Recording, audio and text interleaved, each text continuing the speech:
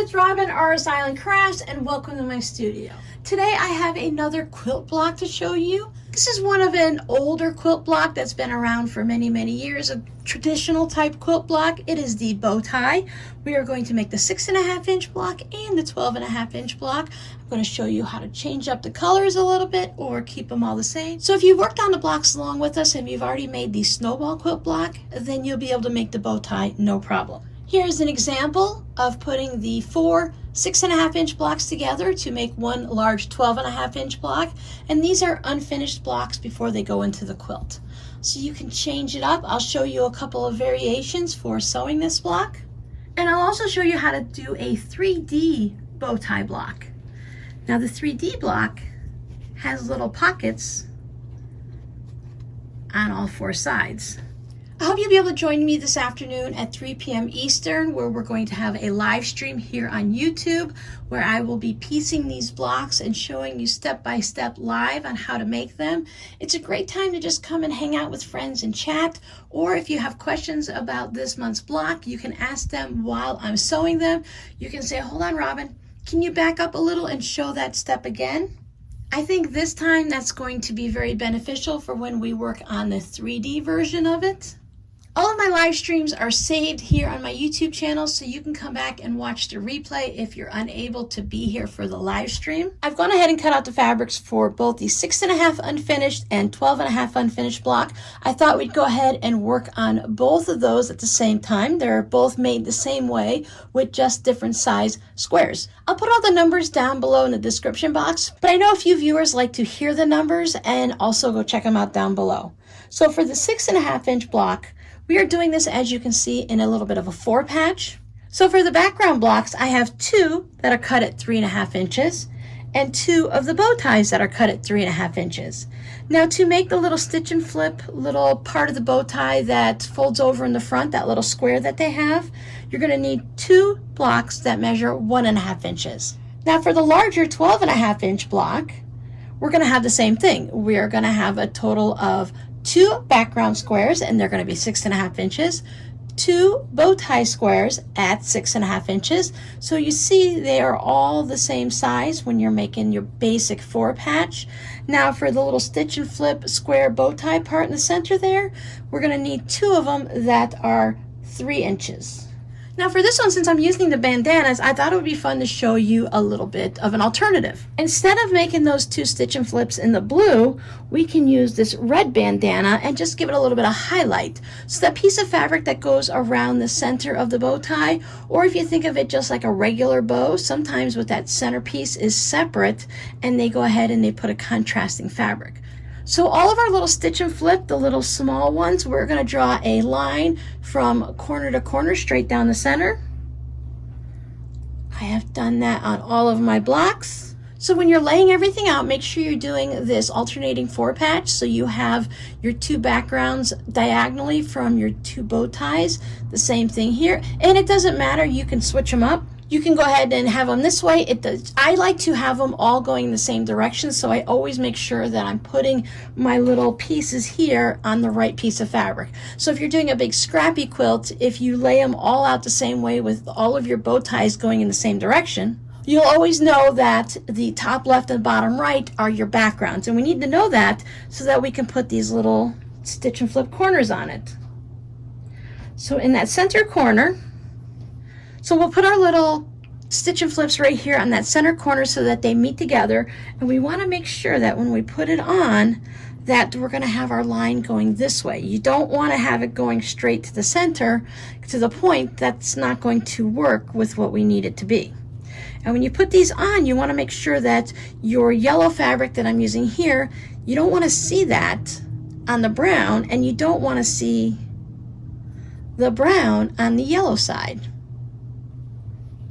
So when you put it on, just make sure you have it laid on nice and accurately. You can always put a little pin in it Now you have to be careful because sometimes pins can distort the fabric when we put it on. So when you're taking it to the sewing machine, it's nice to have the pin to hold the fabric there. But before I go to stitch it, I want to make sure everything's still laying accurately. It could get moved a little bit and just be a little bit off center. So before it goes underneath the needle, even though the pin's there to hold it, I want to double check. Whenever I make a block for a quilt, if I want to do an entire quilt or a table runner or anything with this bow tie block, I want to make one block first. I'm going to cut out the fabrics and I'm going to sew one block before I cut all of my yardage or fat quarters or scraps. Now we go over to the sewing machine and we're going to stitch directly on this line. I like to put a little piece of scrap fabric underneath my needle and stitch on that first, and then I will stitch from that point to that point. You don't need to back stitch or anything like that because we are going to be sewing these together into a 4-patch. I like to do a 2.0 stitch length, and I'm using no seam allowances at all. We're just going to put the needle in the center and go right through there. I'll go ahead and bring it over to the machine and just give you a quick idea on how to stitch these. So here's my little scrap of fabric that I'm going to sew across. And since I'm working with these points to where this corner might accidentally get sucked down, having that piece of scrap fabric, or if you're doing leaders and enders, it helps everything stay lined up so that your corners don't get sucked down into your little needle plate there. Need to make sure that I have my needle in the center. Make sure everybody is still lined up properly and stitch right on that line. Then I would just keep feeding these through. Sometimes you might need to turn this out of the way just because you have these fabrics that will overlap right there and kind of get in the way a little bit. But once you get used to it, it shouldn't bother you at all.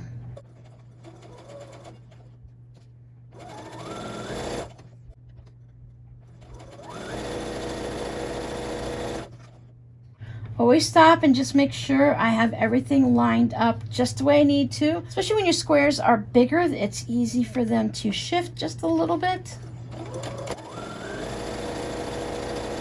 Better to take a moment now and check it and fix it if needs be than to grab out your seam ripper. Once we're all chain pieced, we can just separate it. Just have those threads in between. This is the blade saver I've shown you guys before. It has an old rotary cutter blade in it. So that's nice and sharp for this, but dull for cutting fabric. And it just slices them nicely. Before I trim these off, I want to take this piece of fabric right here and flip it over to make sure it comes even with the edges of my gray fabric right there. Because if there's any issues, it's better to do it now before we trim off this extra. So you do that with all of your squares.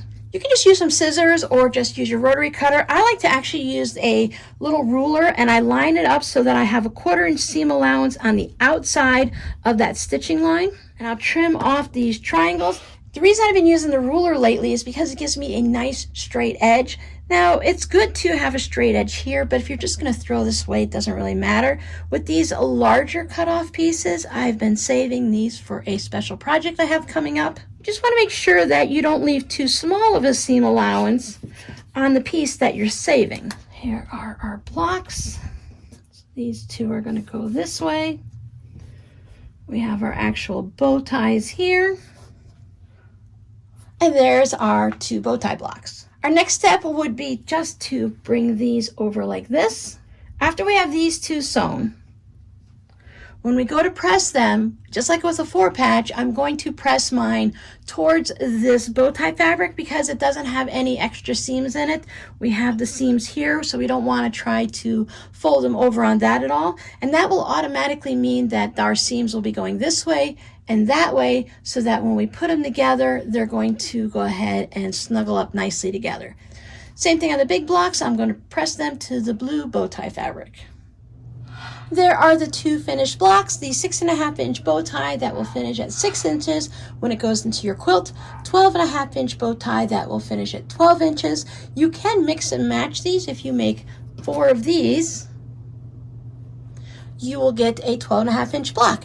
Now don't leave me yet. I want to show you a couple different layouts that you can use for this block, and after that I'm going to show you how to make the 3D bow tie block. I made some 6.5-inch bow tie blocks using a black fabric that is a little bit of a blender type fabric, and I have the polka dots. So you can lay them out and have your entire quilt look like this. You can start up by making your 4-patch bow ties and then sew them together into 4 patches and then put all of those together into a quilt so you can see what they look like when they go that way. You can let them go in the other direction. The layout that I like the most, and if you've been following my little quilt shows, this is one of the schnibble patterns that I did. It makes it look like almost like a circle. Yes, it has these squared off edges, but in the overall look of the quilt, it'll give you a very circular donut type look. So you can have some fun and put some applique or some embroidery in the center, or just have each of them go this way. And when you put them all together, it almost gives you something similar to maybe a chain link effect where you have all the chains going together. But you can move these around and lay them out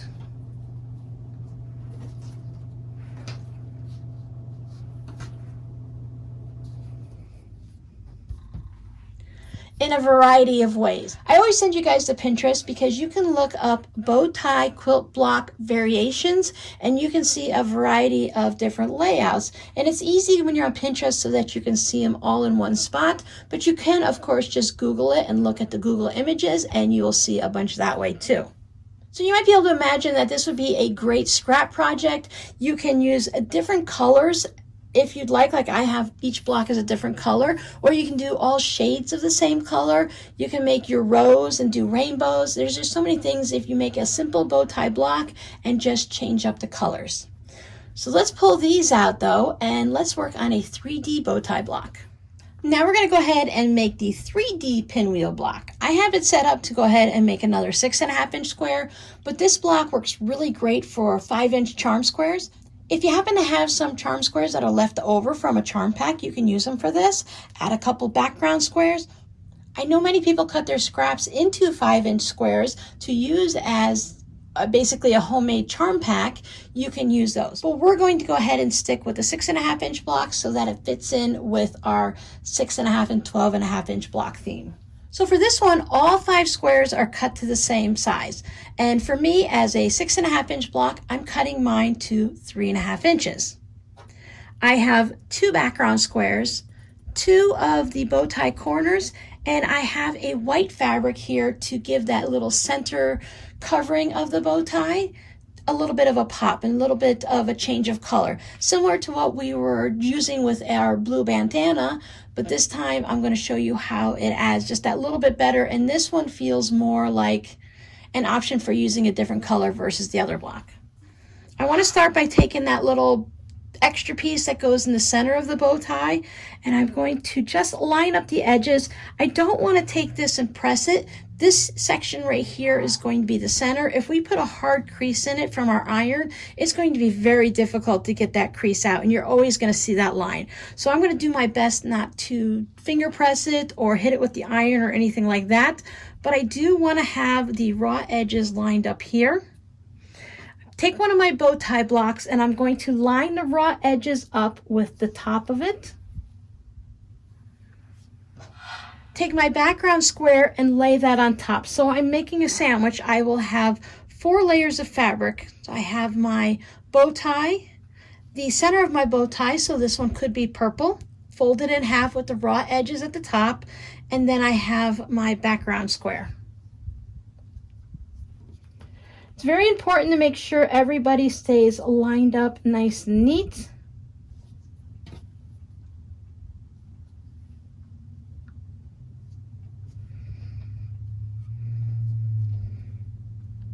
I'm putting a clip on it just to hold it in place so as I'm talking to you and moving things around, nothing gets out of alignment. So here we have our two different fabrics, our bow tie and our background, and here is the folded parts of the center of the bow tie.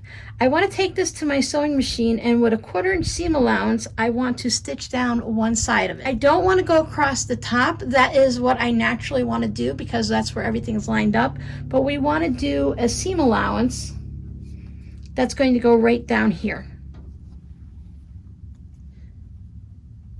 We're sticking with our 1/4 inch seam allowance, 2.0 stitch length. Normally I'd give everything a good steamy press, but I'm going to avoid that for right now. I'm going to press this block at the end instead of at every step. So now I have this weird thing. I'm going to hold these two to the side and I'm going to work on this section now. Remember, this is the center part of our bow tie right there. When we put this side together, we want to think opposite. Remember, when we're doing our 4-patch, we have it opposite so that we have our bow tie this way and our background that way, and I want to keep with that here. So I have my background here on the top. So on this one, I want to make sure I have right sides facing up. I'm going to put that bow tie center, line it up along the edges. Just move this guy out of the way. And when I take my bow tie bit, I'm going to lay that down on top, right sides together, again, lining it up along the edges. And we're gonna stitch our 1/4 inch seam down on this side. This is one of the things where you have to trust the process. It doesn't seem like it's accurate, but we're going to stitch along that side. There we are, all stitched. And now we have this strange looking thing. You know you've done it right if these two fabrics that you're looking at are different. So open up one part, lay that down on your table. Now you want to take these two and open it up, and that center part is just going to open up here in the center.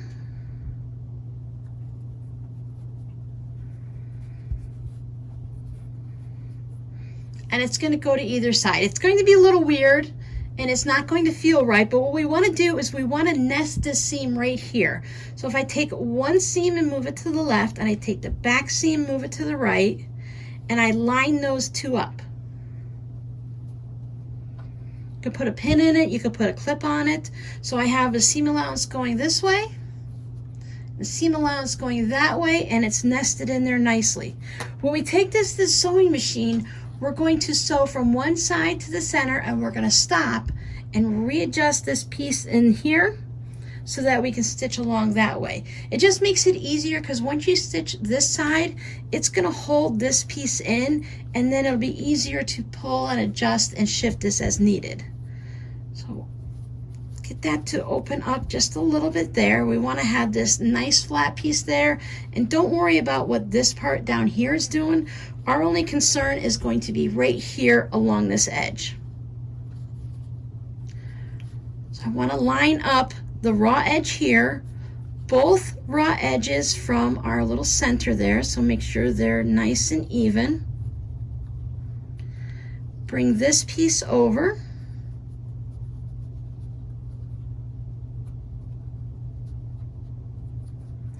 Make sure everyone's lined up right there along the top. Pop a pin in it or a clip. Now this part, when I go to the sewing machine, I'll just line this up and it'll be easy. Let's go over to the sewing machine and I'll show you how to sew this and how to get this part here to behave itself. Now this first section, we're just going to stitch it like we would a normal block. There's only those two pieces of fabric right there. Just make sure everybody is lined up nice and neat.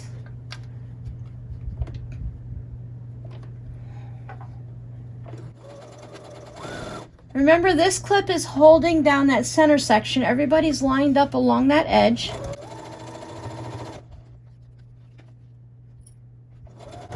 Keep stitching until we hit that intersection, and then stop with your needle down. Lift up my presser foot, and here's that weird piece of fabric.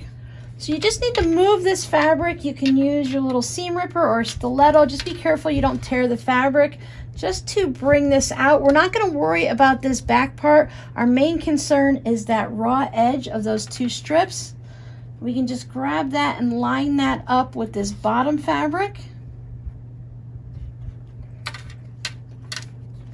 We bring our top piece back.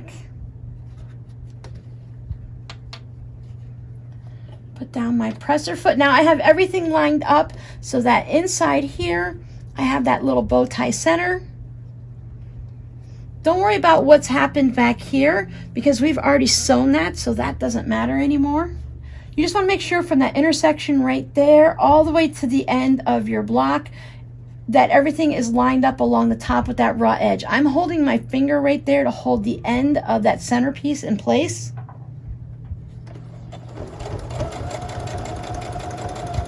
Once I know that's held down, then I can go ahead and readjust the end.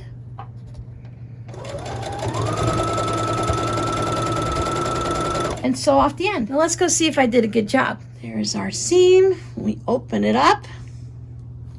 Sometimes when you open this up, the block is just waiting to lay nice and flat like that, and sometimes you might have a poofy mess, so you just have to give it a little bit of a gentle because you don't want to stretch out any bias, and everything will settle down nicely. Now when we go to press this, we need to press our final block, of course, to get it to lay down nice and flat. Now we can bring it over, and the block will usually tell you how it wants to be pressed. Mine looks like it wants to go to that side, this one to go that way, and it looks like this one's going this way. You could press it open if you'd want, but we would have that center piece that would be sticking. You just have to decide which way it wants to go. I'm going to give this a nice, good, steamy press and get everything to lay nice and flat. There's our little bow tie block. Now remember, this one's a 3D, so it has two little pockets right there and two little pockets right there. And this is why we didn't want to have it folded and get a really deep crease anywhere in here. You can see that I have a little bit showing there from when I gave it a good steamy press and I put my wooden block on it. But this will ease up a little bit. You could see it has those little pockets right in there on all four sides. I think you can see that little 3D-ness and that little bit and how it looks like when you wrap around the bow tie or one of the girls' hair ties. So I hope you can join me at 3 p.m. this afternoon Eastern Time, where we will be making a standard bow tie block. But we're also going to make the 3D bow tie block. So if you need a little bit more of a slow motion, you want me to repeat something, or you have some questions, it'd be a great time to show up for the live, or you can catch the replay at any time. This is my favorite version. I just love the way the bright polka dots pop off against the charcoaly black background, and you can do this in any version you want. You can have all light colored bow ties and dark colored background, dark colored bow ties, light colored background, mix it up, have so much fun just playing with the scrappiness of it. So your scrappy word for today will be charcoal. I hope to see you this afternoon at 3 p.m. Eastern, and if not, I'll catch you in the replay. Bye.